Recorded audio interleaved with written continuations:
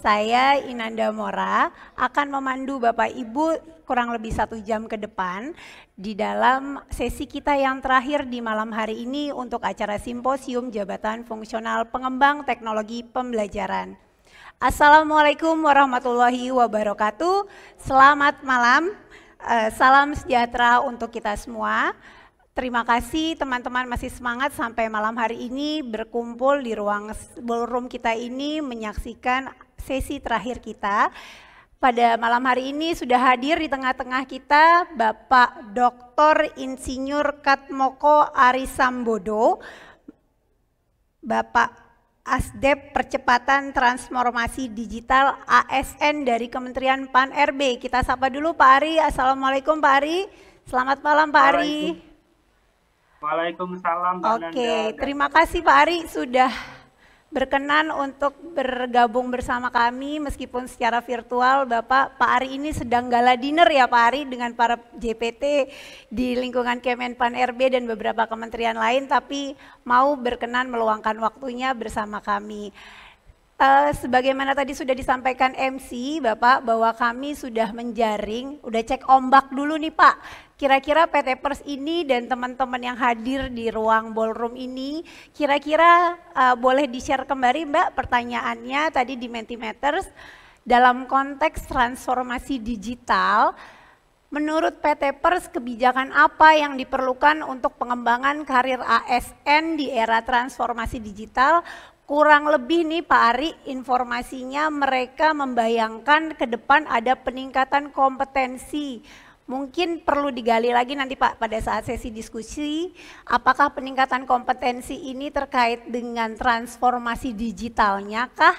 Atau memang melalui transformasi digital ini menjadi tools atau sarana kita untuk melakukan pengembangan kompetensi. Nah untuk itu nanti teman-teman bisa menyimak bersama pemaparan dari narasumber kita yang luar biasa ini Bapak Dr. Insinyur Ari, dan juga teman-teman bisa menyampaikan pertanyaannya melalui link Slido yang juga sudah kami siapkan dan teman-teman bisa akses melalui link Slido. Ya, link Slido-nya ke slido.com dengan memasukkan kode 2199522 gitu ya Pak Ari ya.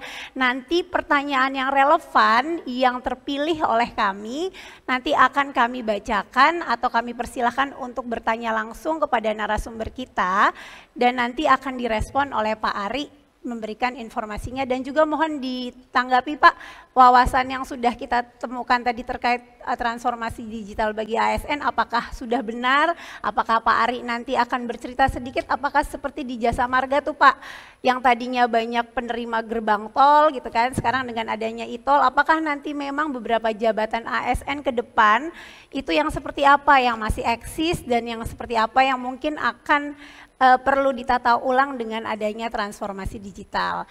Tidak berpanjang kata lagi, kita bersama mempersilahkan ke Pak Ari untuk menyampaikan paparannya. Kita beri aplaus dulu untuk kita semua bisa semangat menyimak paparan dari Pak Ari. Waktu saya berikan kepada Pak Ari kurang lebih 30 menit ya Pak. Makasih, silakan Pak. Baik, terima kasih. Sudah nampak ini paparan kami Bu? Sudah Pak, kan Pak. Baik, Assalamualaikum warahmatullahi wabarakatuh. Selamat malam Mbak Nanda, Bu Nanda, Bapak Ibu sekalian, peserta simposium. Salam sejahtera, salam sehat bagi kita semuanya. Izinkan saya Ari dari Kementerian Pan-RB. Mungkin di malam yang berbahagia ini kita akan coba menyampaikan beberapa hal yang mungkin nanti menjadi bahan diskusi kita bersama. Mungkin secara global akan kami sampaikan nanti apa yang kondisi terkini, perkembangan secara global seperti apa di dunia global, kemudian mungkin akan sedikit kami kaitkan dengan apa yang menjadi kebijakan-kebijakan terkait dengan pembangunan SDM aparatur dalam menghadapi era 4.0 di Indonesia saat ini. Baik, kita mulai saja mungkin Bapak Ibu sekalian, bahwa kalau kita lihat tapi sebetulnya perkembangan industri saat ini dan juga learning, kaitannya dengan pembelajaran Bapak Ibu sekalian, bahwa kalau kita lihat memang ada perkembangan era dari nol, kemudian era industri 1, industri 2.0, 3.0, 4.0, dan sekarang menjelang ke 5.0. Kalau kita lihat Bapak Ibu sekalian di era poin 1 itu mechanical ya, mesin uap dan lain sebagainya, kemudian di-trigger oleh mesin uap dan sebagainya, kemudian di dua itu elektrik, ya, listrik dan sebagainya, ditemukan listrik. Di era ketiga itu ada ditemukannya dengan komputer dan juga otomatisasi. Kemudian di era 4 itu di-trigger oleh ditemukannya internet dan smartphone yang kemudian karakteristiknya adalah digitalization, ya. Kemudian di era kelima yang akan kita juga sebentar lagi mungkin juga sudah masuk, Bapak Ibu sekalian, adalah di-trigger oleh adanya artificial intelligence, kecerdasan buatan yang dikarakteristikan sebagai rekombinasi. Dan kalau kita lihat Bapak Ibu sekalian, kalau kita kaitkan dengan learning, ya, transformasi learning dari masa ke masa tersebut, dari era ke era tersebut, kalau kita lihat di era 1.0 itu dulu, mungkin karakteristiknya lebih dititik beratkan bagaimana proses pembelajaran itu untuk mendukung proses produksi secara besar-besaran, secara cepat, dan lain sebagainya. Kemudian di era poin 2 itu standarisasi, diutamakan pada standarisasi, sehingga kemudian di situ timbullah SDM-SDM yang kemudian terstandarisasi, harus memenuhi suatu syarat tertentu, kemudian kalau tidak maka dia akan ketinggalan, dan sebagainya. Dan pola pembelajaran di secara formal juga digalakkan menurut pola seperti itu, kurikulum yang sangat rigid seperti itu, ya. Kemudian kalau kita lihat bergeser ke 3.0 itu cenderung karakteristiknya adalah spesialisasi, cenderung ke suatu spesialisasi tertentu, expertise gitulah. Kemudian memecahkan suatu masalah yang sangat mendalam. Sedangkan di era 4.0 itu sebetulnya adalah kolaborasi, titik berat di kolaborasi. Kemudian toolsetnya itu sudah berbagai macam, internet. Mungkin kita juga saat ini banyak melihatlah anak-anak kita juga sangat mahir, ya, milenial itu sangat mahir untuk menemukan berbagai macam informasi yang kemudian juga berkolaborasi melalui media sosial, media pembelajaran dan sebagainya secara daring dan sebagainya. Jadi tidak lagi apa yang kemudian spesialisasi itu dititik beratkan di situ. Dan kalau kemudian kita lihat di 5.0 itu eranya sudah ke machine learning, artificial intelligence, big data dan sebagainya. Kemudian sangat cepat, ya, sangat cepat perubahannya. Kalau kita lihat dari 1.0 ke 2.0 itu mungkin jalannya hampir setengah abad atau 1 abad, ya, mungkin 1,5 abad, tapi kemudian 2.0 ke 3 itu 25 tahunan, 3.0 ke 4 itu mungkin nggak sampai 15 tahun, 4.0 ke 5 itu juga sangat cepat, Bapak Ibu sekalian, semakin cepat kalau kita lihat jangka waktunya. Maka kemudian kita lihat bahwa karakteristik yang saat ini berbagai macam toolset yang ada itu sangat cepat berubah, sehingga yang diperlukan adalah bagaimana seseorang itu beradaptasi dengan kondisi teknologi yang berkembang. Kemudian kalau kita lihat Bapak Ibu sekalian, kita kondisi jabatan, ya, mungkin job, ya, kalau di pergeseran itu juga terjadi. Kalau di kondisi-kondisi yang sebelumnya atau mungkin sampai saat ini juga, bahwa kita job itu lebih terkotak-kotak, terdefinisi sangat jelas, predefined gitu, ya. Tapi kemudian ke kondisi kedepannya itu lebih ke customized, ya. Jadi tidak lagi terlalu terkotak-kotak, bisa berpindah, kemudian secara agile berkolaborasi satu sama lain. Kemudian kalau kita lihat yang fokusnya adalah di pengetahuan yang di masa saat ini, tapi ke depan ada tadi sampaikan bagaimana seseorang itu bisa melakukan atau mengakomodasi bagaimana dia bisa learning secara adaptif learning-nya. Kemudian juga tadi silo dan rigid kalau saat sebelumnya atau sampai saat ini, ke depannya itu lebih kolaboratif dan fleksibel. Itu kira-kira kalau kita lihat kaitan antara era industri dan learning yang ada. Dan ini kalau kita lihat Bapak Ibu sekalian, apa yang kemudian kita butuhkan, ya, perkembangan, ya, dari waktu ke waktu, dari zaman ke zaman terkait dengan pekerjaan jabatan, bahwa di masa lampau mungkin terlalu rigid kita menentukan harus bekerja dari jam 9 ke 5 sore, tapi ke depan akan work anytime. Dan itu mungkin Kementerian PANRB juga lagi mengkaji untuk terkait dengan flexible working arrangement. Kemudian juga bekerja, kalau sebelumnya bekerja mungkin strict di office, ya, di perkantoran menggunakan device yang tertentu, tapi kedepannya kita paham bahwa apalagi diamplifikasi dengan COVID, itu bisa bekerja kapanpun dengan menggunakan device apapun. Kemudian juga selama ini pada ikut, seperti misalnya kalau terkait suatu jabatan tertentu barangkali rigid, ya, kualifikasi pendidikannya harus ini dan sebagainya. Itu kalau di ASN. Kedepannya kita akan coba tidak terlalu rigid seperti itu, tapi justru bagaimana fokusnya ke outputnya. Jadi bagaimana seseorang itu bisa menghasilkan output sesuai dengan ekspektasi. Kemudian kalau sebelumnya itu menaiki karir itu istilahnya tertentu gitu dengan satu jalur tertentu dan ditentukan barangkali oleh atasan dan oleh organisasi, tapi kedepannya bisa ditentukan oleh diri sendiri bagaimana kemudian dia mendrive kedepannya dia seperti apa. Dan selanjutnya adalah pekerjaan-pekerjaan yang selama ini itu sangat rigid ya, misalnya jabatan fungsional kita juga sangat rigid, terkotak-kotak. Kedepannya saya akan sampaikan bahwa kemudian kita akan menuju ke customized work ya, jadi tidak lagi rigid, bisa agile ya, dan juga kita lebih mementingkan bagaimana nilai dari seseorang itu untuk menduduki suatu jabatan. Kemudian informasi yang selama ini biasanya dikekep ya, dijaga sendiri, tidak terlalu banyak di-sharing, ke depan justru yang terjadi adalah bagaimana kita informasi semakin terbuka, semakin kita men-share ke orang lain, semakin pintar kita dan seterusnya. Kemudian barangkali juga selama ini tidak banyak bersuara, tapi justru yang ke depan adalah yang dibutuhkan bagaimana seseorang itu menjadi leader, kemudian juga terkait dengan teknologinya sendiri, email, kalau ke depan lebih ke kolaborasi teknologi. Mungkin saat ini juga sudah kita rasakan ya, media sosial ataupun WhatsApp dan sebagainya itu mungkin lebih digunakan daripada menggunakan email yang ada. Kemudian juga tadi kami sampaikan kalau yang sebelumnya adalah fokus pada knowledge ya, pengetahuan yang sangat mendalam, tapi ke depannya karena perkembangan teknologi yang sangat cepat, bergerak sangat cepat, kemudian yang dibutuhkan adalah bagaimana seseorang itu menjadi adaptive learning. Dan tadi kita sebagai ASN juga harus mempermudah ya seseorang itu untuk bagaimana melakukan learning dari kapanpun, dimanapun, dengan cara apapun. Kalau kita lihat Bapak Ibu sekalian, kita memiliki tantangan yang cukup berat ya, secara global juga, bahwa memang nanti ada 85 jutaan ya, pekerjaan-pekerjaan akan hilang dari dunia, dan pekerjaan-pekerjaan itu sifatnya yang sangat administratif ya, seperti mungkin data entry sifatnya administratif, kemudian yang memeriksa yang sifatnya repetitif dan sebagainya, itu mungkin akan tergerus dengan teknologi. Tapi di sisi lain ada 97 juta yang kemudian akan tumbuh pekerjaan-pekerjaan baru yang memang dibutuhkan pada zaman sekarang, misalnya data analis, kemudian AI, artificial intelligence, big data, marketing, digital, yang kemudian otomatisasi, termasuk digital transformation specialist dan sebagainya, information security, IoT dan sebagainya. Ini yang harus kita lihat juga, bahwa dan kita sudah tidak bisa menarik mundur terhadap perkembangan dunia saat ini. Dan selanjutnya kalau kita lihat juga terdapat transformasi di sisi organisasi sendiri, Bapak Ibu sekalian, kalau kita lihat ya. Jadi ini saya. Jadi kalau kita lihat saat ini cenderung organisasi tersebut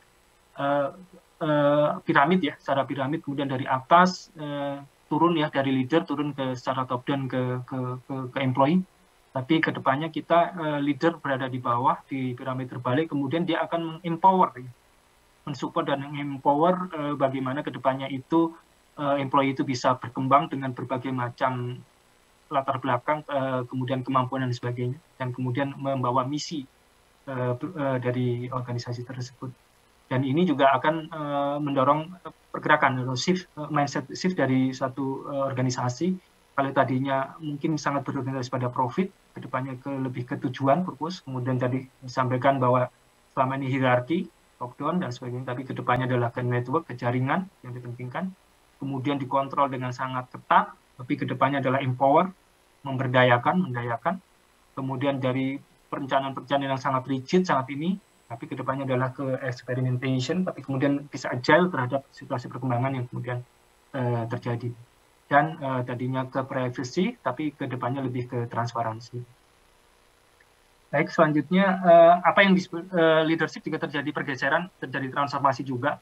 Dan kita lihat juga, kalau kita lihat ada beberapa hal yang perlu diperhatikan untuk leadership ini ke depannya. Pertama adalah bagaimana merencanakan suatu performance ya, setting dari goal, dari tujuan, dari rencana tersebut harus didefinisikan, didiskusikan, kemudian diklarifikasikan kalau seorang leader itu mengklarifikasikan kepada stafnya, kepada bawahnya, dan sebagainya.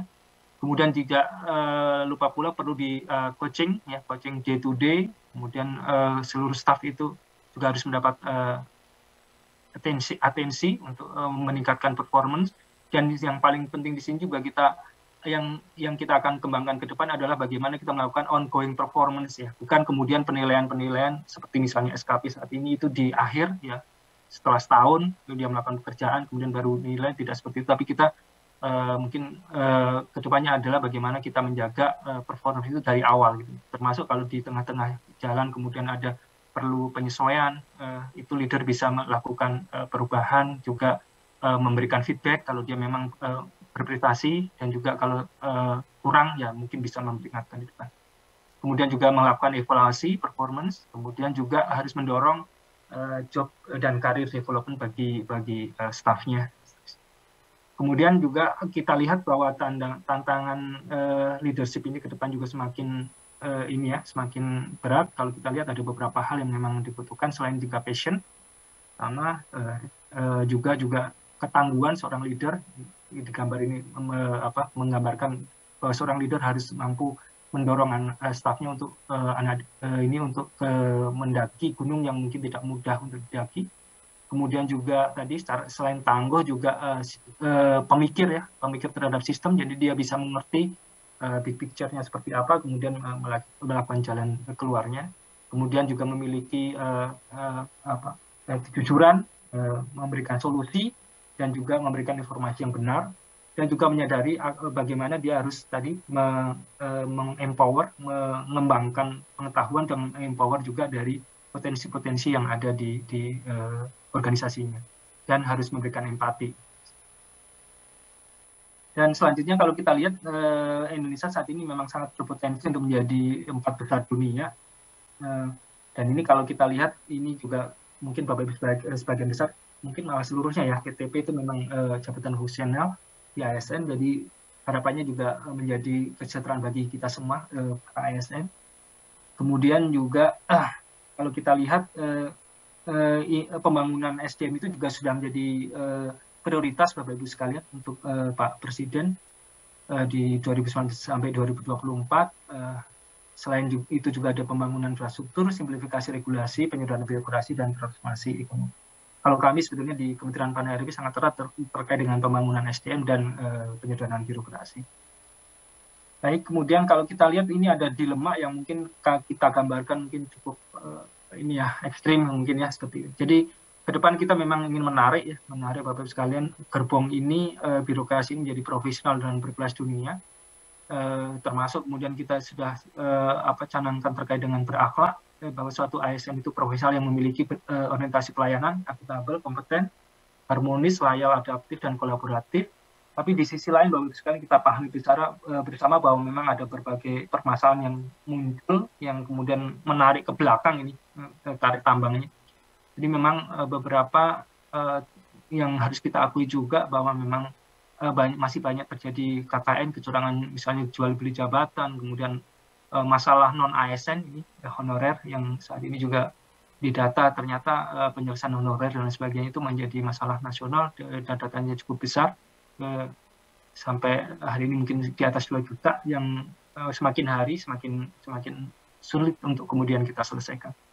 Kemudian juga ada ASN yang mohon maaf sebagian besar masih di zona nyaman, takut perubahan, sistem anggaran yang lemah, kesejahteraan ASN yang menjadi tidak terperhatikan, kemudian juga ada unsur politisasi dari ASN tersebut. Dan kalau kita lihat ini tarik tambang, yang satu narik ke sana, ke belakang, ke depan, ini ke belakang, sama-sama berkeringat, tapi sebetulnya kalau kita lihat indikator penting itu kurang begitu bergerak, kurang begitu misalnya indikator pelayanan publik, walaupun ada peningkatan, tapi mungkin ya itu tadi ada beberapa masalahan, kemudian efektivitas pemerintahan, global competitiveness, dan global talent index itu juga masih perlu kita tingkatkan. Dan kita juga mengalami teknologi yang VUCA, yang kemudian dengan triple disruption, itu yang pertama adalah sisi teknologi, disrupsi teknologi dengan berbagai macam teknologi yang ada, kemudian juga milenial, ya. Jadi kalau kita lihat bahwa tantangan kita juga memiliki milenial yang besar yang harus kemudian juga harus kita manfaatkan dari kemampuan dari demografi tersebut. untuk menjadi hal yang positif ke depannya. Dan yang ketiga adalah disrupsi yang dikombo, diamplifikasi juga oleh COVID-19. Dan ini mungkin saya nggak akan terlalu sampaikan detail,